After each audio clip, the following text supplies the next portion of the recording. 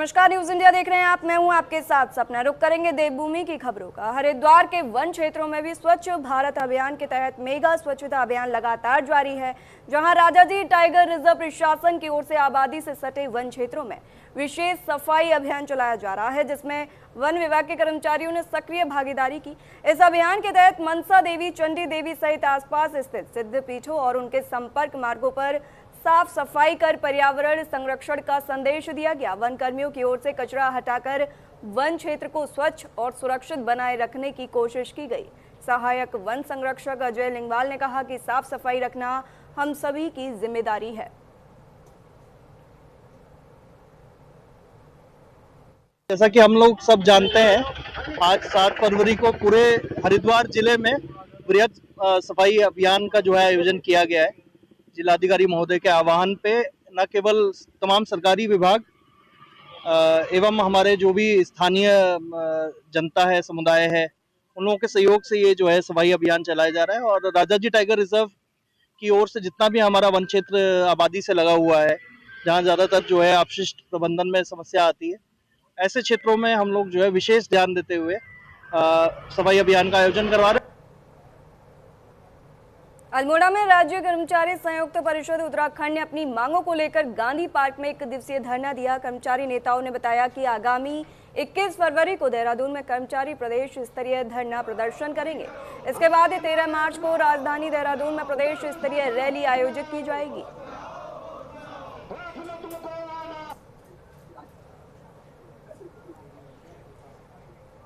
Almora Gandhi park में धरना प्रदर्शन दिया गया। राज्य कर्मचारी संयुक्त परिषद का प्रदर्शन देखने को मिला। अल्मोड़ा गांधी पार्क में 1 दिवसीय धरना प्रदर्शन किया गया। परिषद के आह्वान पर हमारी 18 सूत्री मांगे हैं, जिसमें मुख्य मांग हमारी एसीपी की है 10/16/26 की। बार बार इस मांग को लेकर के शासन में सहमति बनने के बाद भी बार बार हमको चला जा रहा है।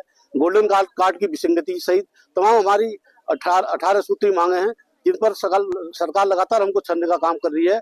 हमने 15 जनवरी से 31 जनवरी तक हमारा गेट मीटिंग का कार्यक्रम था और उसमें जन जागरण का हमारा अभियान रहा। उसके बाद हमारा आज 7 फरवरी को हमारा 1 दिवसीय धरना प्रदर्शन प्रत्येक जिले में है। उसके बाद 21 फरवरी को हमारा प्रदेश स्तरीय धरना प्रदर्शन है। उसके बाद 13 मार्च को प्रदेश स्तरीय बहुत भयंकर रैली होगी, जिसमें अगर सरकार नहीं चाहती तो आगे की हमारी रणनीति तय की जाएगी।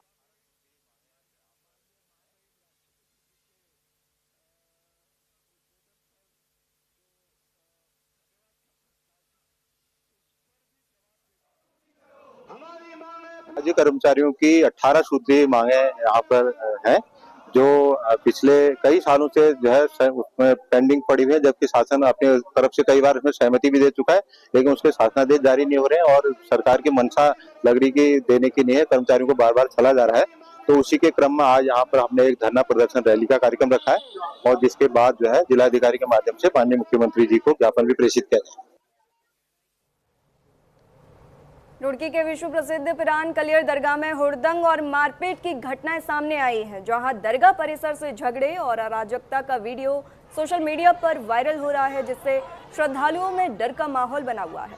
दरअसल दरगाह परिसर में कुछ असामाजिक तत्वों के बीच कहासुनी ने मारपीट का रूप ले लिया, जिसका वीडियो भी सोशल मीडिया पर जमकर वायरल हो गया। वीडियो में साफ देखा जा सकता है कि किस तरह से दरगाह परिसर में अराजकता का अखाड़ा बना हुआ है। वहीं स्थानीय लोगों ने प्रशासन से सख्त कार्रवाई और निगरानी बढ़ाने की मांग की है। वीडियो वायरल होते ही पुलिस प्रशासन भी हरकत में आ गया और स्थिति पर नजर रखने का दावा किया। मामले की जांच और शांति व्यवस्था बनाए रखने की भी बात कही।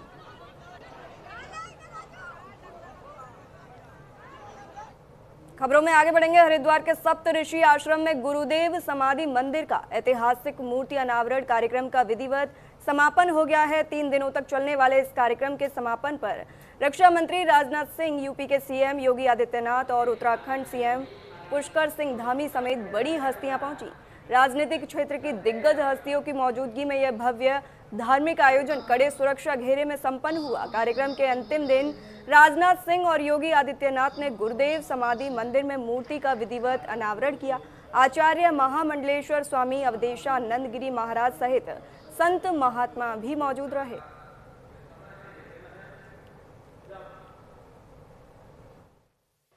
स्वाभाविक रूप से उत्तर प्रदेश और उत्तराखंड उत्तराखंड का निर्माण हमारे आज के आदरणीय रक्षा मंत्री जी ने ही 2000 में किया था, जब वो उत्तर प्रदेश के मुख्यमंत्री थे। उत्तराखंड ने तब से विकास की एक लंबी यात्रा तय की है। विकास की उस यात्रा में उत्तराखंड निरंतर आगे बढ़ा है। लेकिन उत्तर प्रदेश के अंदर आप देख सकते हैं, जब विरासत को कोसा जाता था, अपमानित किया जाता था, लांछित किया जाता था, जब राम भक्तों पर गोलियां चलती थी, जब राम भक्त अपमानित होता था, तो अपमान राम भक्त का नहीं होता था, भारत की विरासत का होता था, भारत के आध्यात्मिक मूल्यों का होता था। परिणाम क्या था? उत्तर प्रदेश अराजकता का अड्डा बन गया था।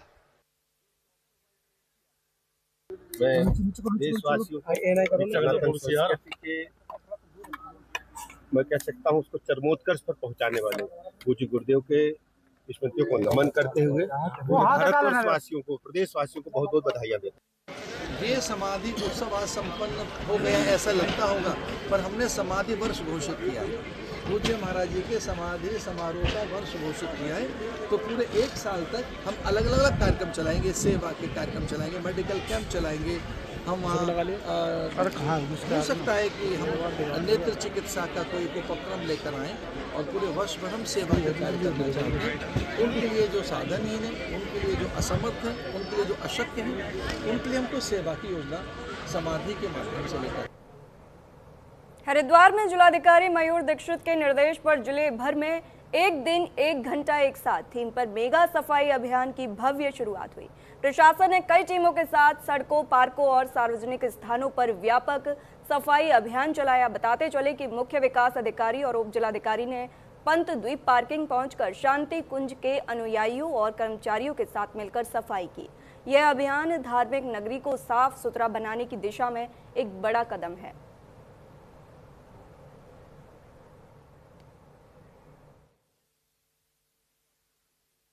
देखिए, हरिद्वार जनपद हमारी जो तीर्थ नगरी है, ये एक हमारा सफाई अभियान पिछले 3 महीनों से लगातार चल रहा है। अलग अलग दिनों में अलग अलग इवेंट हो रहे थे। आज हमारा जो है जनपद में मेगा सफाई इवेंट है, जिसमें पूरे जनपद में लगभग 1 लाख लोग उतरे हुए हैं। और ये सफाई अभियान आज एक दिन 1 घंटा एक साथ कॉन्सेप्ट के साथ ये स्टार्ट किया गया है। और इसमें एनजीओज हैं, विभिन्न संगठन हैं, स्टूडेंट्स हैं, कॉलेज के लड़के हैं और स्टाफ है। इसके अलावा सारे सफाई जो कर्मचारी हमारे वो हैं, और हमारा जो स्टाफ है वो भी इसमें बढ़ चढ़ के पार्टिसिपेट कर रहा है। हमारे प्रदेश का, हमारे जिले का एक बृहद अभियान आज चालू हुआ है। इसमें सारे संस्थानों को, स्कूलों को, सभी को आमंत्रित किया गया था। तो शांति कुंज को भी यहाँ पर आमंत्रित किया गया। शांति कुंज ने अपने समस्त कार्यकर्ताओं के साथ एक बृहद अभियान हमने यहाँ सफाई का चलाया है, और उसे हमने सेवा व्रत के रूप में लेकर के किया है। और ये हमारे अपनी तीर्थ नगरी है, तो हमारा भी अपना इसमें उत्तरदायित्व निभाने के लिए हम इस कार्य को कर रहे हैं। हरिद्वार के दादूपुर गोविंदपुर में स्क्रैप के गोदाम में भीषण आग लग गई, जहां देखते ही देखते आग ने विकराल रूप ले लिया, जिससे आसपास हड़कंप मच गया। सूचना मिलते ही मौके पर पुलिस पहुंची और फायर ब्रिगेड की टीम ने भी कड़ी मशक्कत के बाद आग पर काबू पाया। बताते चले कि फायर ब्रिगेड की मुस्तैदी से एक बड़ा हादसा होने से टल गया और हरिद्वार जिला प्रशासन ने जांच के आदेश दिए, जिसके बाद पुलिस मामले की जांच पड़ताल में जुट गई।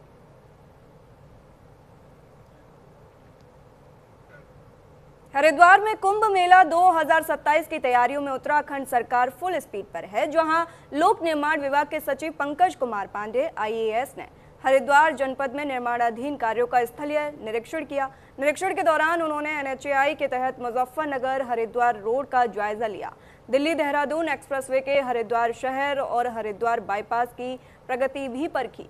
साथ ही मंगलौर क्षेत्र में सोलानी नदी पर बन रहे प्री स्ट्रेस RCC सेतु का भी निरीक्षण किया, जिसके बाद सचिव ने कार्यों की प्रगति पर संतोष जताया और अधिकारियों को सभी परियोजनाएं तय समय सीमा में और गुणवत्ता के साथ पूरा करने के सख्त निर्देश दिए। निरीक्षण के दौरान PWD और NHAI के वरिष्ठ अधिकारी भी साथ रहे।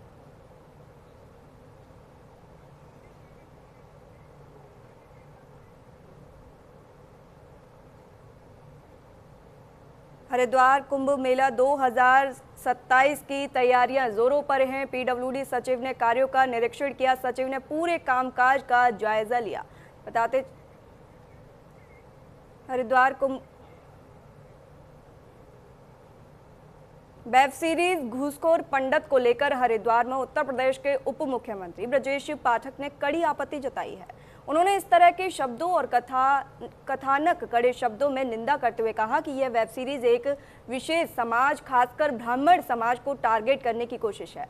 ब्रजेश पाठक ने कहा कि समाज के सम्मानित वर्ग को इस तरह नकारात्मक रूप में प्रस्तुत करना निंदनीय है और इससे सामाजिक सौहार्द को ठेस पहुंचती है। उन्होंने साफ शब्दों में कहा कि कला और अभिव्यक्ति की स्वतंत्रता के नाम पर किसी समाज को बदनाम करने की अनुमति नहीं दी जा सकती और ऐसे मामलों पर सख्त कार्रवाई होनी चाहिए।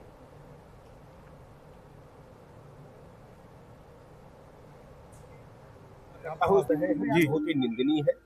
इस प्रकार के चलचित्र तो समाज में प्रदर्शित नहीं होने चाहिए। इसकी मैं घोर निंदा करता हूँ। इस प्रकार के चरित्र को वर्णन करना, इस प्रकार के शब्दों का प्रयोग करना किसी ऐसे समाज के लिए जिसने देश और समाज के लिए सर्वस्व न्यौछावर करने का काम किया।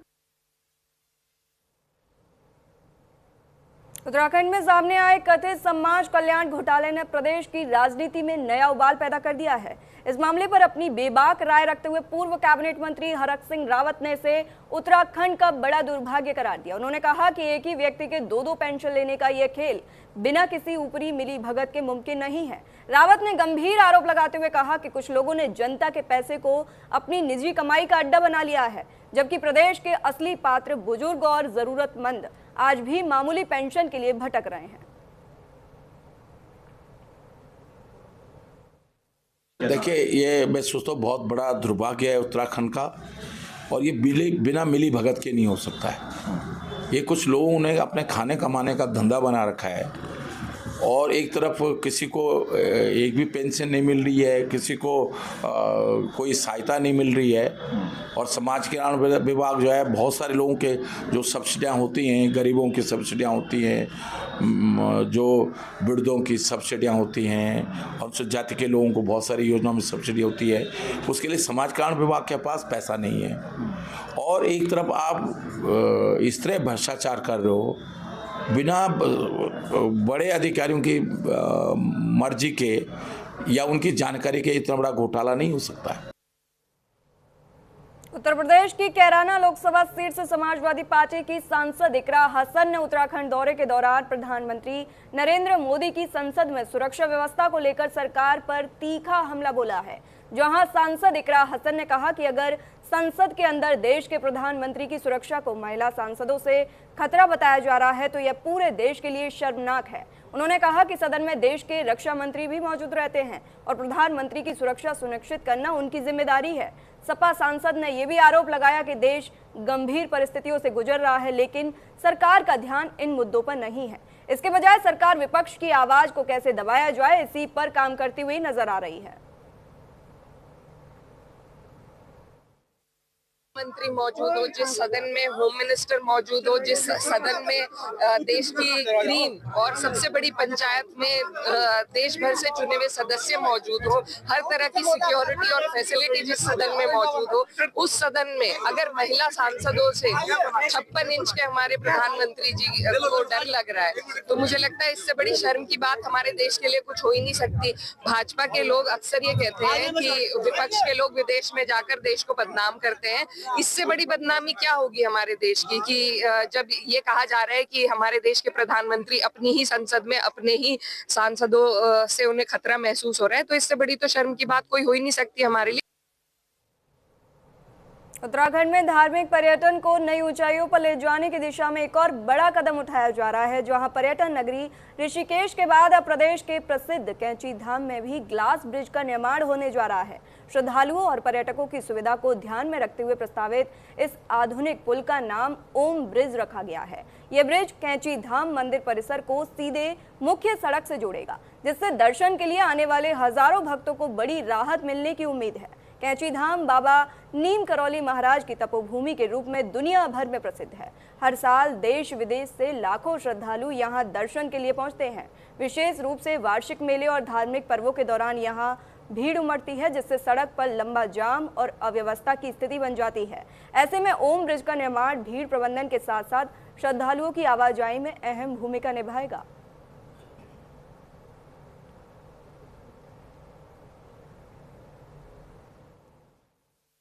पर्यटन विभाग से हम लोग को कार्यदायी संस्था नामित किया गया था, तो उसमें एक हमारी पार्किंग और एक पेडेस्ट्रियन ब्रिज है, क्योंकि अभी जो एग्जिस्ट कर रहा है ब्रिज, उसकी कैपेसिटी कोई बहुत पुराना पुल है, उसकी थोड़ा सा कैपेसिटी कम है, जिस हिसाब से मंदिर में भीड़ बढ़ रही है। तो गवर्नमेंट की तरफ से था कि एक एडिशनल पेडेस्ट्रियन ब्रिज बनाया जाए। तो हम लोग का ये था कि स्टेट ऑफ आर्ट ब्रिज बनाया जाए, तो वो ओम शेप का ब्रिज हम लोग वहाँ पे बना रहे हैं, जिसकी 8 मीटर चौड़ाई होगी और बीच में 2 मीटर उसमें ग्लास डेक रखा गया है। खाली ब्रिज की कॉस्ट इसमें 5 करोड़ 31 लाख है और बाकी पार्किंग के साथ जो डेवलप्ड है, जो हमारा सैंक्शनड वर्क है, वो 40 करोड़ का है।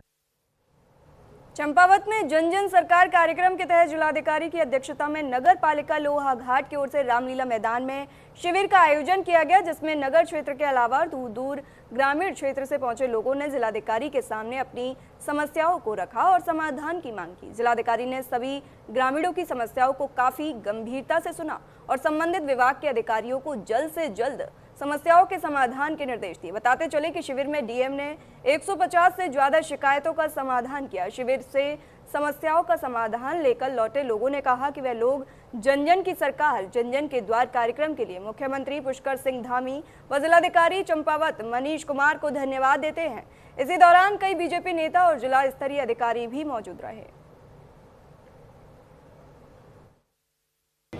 निर्देश ये है कि जैसे हम कोई न्याय पंचायतों के लिए किया है, वहाँ जा करके नागरिकों के बीच में उनसे जो मांग है, जो शिकायतें हैं, जो अपेक्षाएं हैं, उसको समझने का। अब वो शहरी क्षेत्रों में भी लगातार लगाए जा रहे हैं। आज हम लोगों के पास लगभग 150 के आसपास जो है कई सारी मांगें आई हैं, जिसमें वृद्धावस्था पेंशन, किसी को जो उपकरण है, दिव्यांगों के लिए उपकरण, लाइब्रेरी के लिए पुस्तकों की मांग, फर्नीचर की मांग, अतिरिक्त कक्षा कक्षों की मांग, इस तरह से कई सारी मांग है। कृषि उपकरण, स्वयं सहायता समूहों के जो इश्यूज़ हैं वो, और शहर की जो दिक्कतें हैं, इसमें पार्किंग की समस्या हो गई, इसके अलावा लाइब्रेरी, नए लाइब्रेरी खोलने का, लाइब्रेरी के समय को बढ़ाए जाने का, इस तरह से कई सारी समस्याएं जो हैं, कई सारी मांगें, कई सारी कक्षाएँ जो हैं वो नागरिकों द्वारा दी गई हैं। तो उन सभी का हम लोगों ने सभी को नोट किया है, सभी संबंधित अधिकारियों को निर्देशित भी किया है और इसमें त्वरित कार्रवाई के लिए सभी को इसमें जो जिलाधिकारी महोदय की अध्यक्षता में यहाँ पर एक बृहद रूप से जन जन के सरकार जन जन के द्वार कार्यक्रम के तहत विभिन्न विभागों के स्टॉल लगे हैं, जिसमें समस्त विभागों के विभाग अध्यक्ष एवं कर्मचारीगण उपस्थित है और जिलाधिकारी महोदय के देख में जो 24 विभाग हैं, 24 विभागों की जो भी मूलभूत समस्या है, शिकायत आ रही है, उनका निस्तारण तुरंत डीएम साहब के द्वारा किया जा रहा है। समस्या थी साहब, मैं मुझे रोडवेज में बुकिंग क्लर्क पद से जनवरी 23 में रिटायर हो चुका हूँ। उसके बाद 3 साल से अधिक समय हो गया, मेरा भुगतान नहीं हो रहा है। हमारे यहाँ पेंशन भी नहीं मिलती है, जिससे मैं आर्थिक परेशानी से जूझ रहा हूँ। मैं कई बार विभागीय अधिकारी को पत्राचार कर चुका हूँ, मुझे भुगतान किया जाए, लेकिन कोई सुनाई नहीं है। आज ट्रैफिक मजदूर होकर जिलाधिकारी के जन जन की सरकार के माध्यम से अपनी समस्या लेके आया हूँ। मुझे पूर्ण विश्वास है कि जिलाधिकारी महोदय द्वारा हमारी समस्या का संज्ञान लेते हुए समाधान किया जाएगा, यही मेरी प्रार्थना है।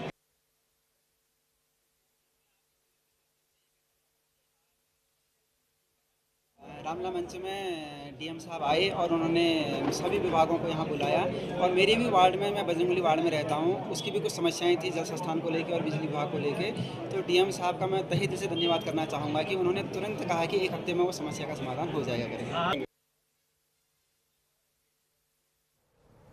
उधम सिंह नगर के खटेमा अशोक फार्म में 120 एकड़ खड़ी फसल को बर्बाद करने के मामले ने अब तूल पकड़ लिया है। इस घटना के विरोध में एक विशाल महापंचायत का आयोजन किया गया, जिसमें क्षेत्र की जनता और किसान प्रतिनिधियों ने हिस्सा लिया। इस दौरान ग्रामीणों ने कहा कि अगर उन्हें न्याय नहीं मिला तो वे उग्र आंदोलन के लिए मजबूर होंगे। बीजेपी किसान मोर्चा के संयोजक मनोज शाही के नेतृत्व में एक प्रतिनिधिमंडल मुख्यमंत्री से मिलेगा। साथ ही ग्रामीणों ने चेतावनी दी है कि मुख्यमंत्री के साथ होने वाली बात उनके लिए बेहद अहम है। अगर शासन प्रशासन की ओर से कोई ठोस समाधान नहीं निकला तो सारे ग्रामवासी सड़कों पर उतरकर उग्र आंदोलन करेंगे।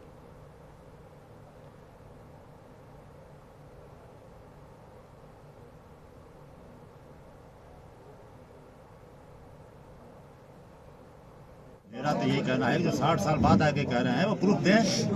जो फसल जोती गई है उसका कागज दिखाया कि किस बेस पे उन्होंने फसल जोती है, जमीन उनकी है तो जमीन का प्रूफ दें। हाँ, मेरा तो यही कहना है जो तलवार साहब की जमीन जोती गई है नाजायज तरीके से जोती गई है, फसल जितवाने वाले अधिकारी पे जनहानि का मुकदमा होना चाहिए, क्योंकि उसने भ्रूण हत्या किया है। फसल जोतना है भ्रूण हत्या का मामला हो गया। इसलिए मैं सबसे रिक्वेस्ट करूंगा कि उसमें सब लोग मिलकर पूरे क्षेत्र के लोग मिलकर के उस पर जनहानि का मुकदमा करें।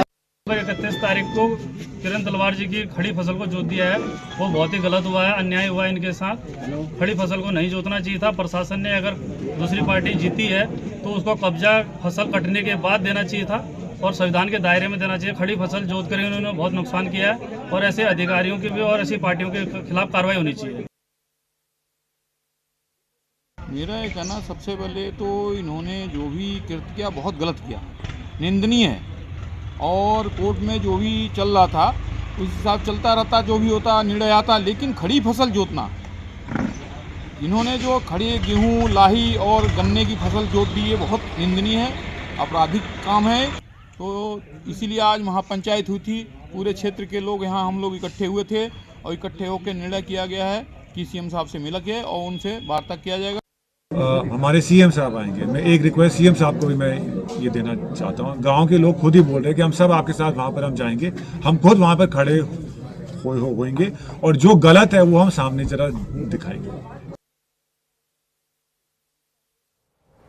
खबर जसपुर से है, जहां कांवड़ यात्रा शुरू हो गई है और इस यात्रा के दौरान उत्तर प्रदेश और उत्तराखंड के भारी संख्या में शिव भक्त उधम सिंह नगर के जसपुर और काशीपुर से होकर गुजरते हैं। तो वहीं प्रशासन भी कांवड़ यात्रा को लेकर अलर्ट हो गया है ताकि कांवड़ियों को किसी भी बात की परेशानी से जूझना ना पड़े। तो वहीं एएसपी काशीपुर स्वप्न किशोर सिंह ने बताया कि सुरक्षा व्यवस्था और कांवड़ियों के संपूर्ण आवागमन को सुगम, सरल और सुरक्षित बनाए रखने के लिए जो भी आवश्यक उपाय किए जाने चाहिए वो सभी प्रशासन के साथ समन्वय बनाकर और अन्य राज्यों के साथ समन्वय करके बेहतर से बेहतर कराने की स्थिति बनाई जाएगी और किसी भी रूप में कांवड़ियों को अप्रिय स्थिति का सामना ना करना पड़े, उसके लिए पूरे प्रयास किए जाएंगे।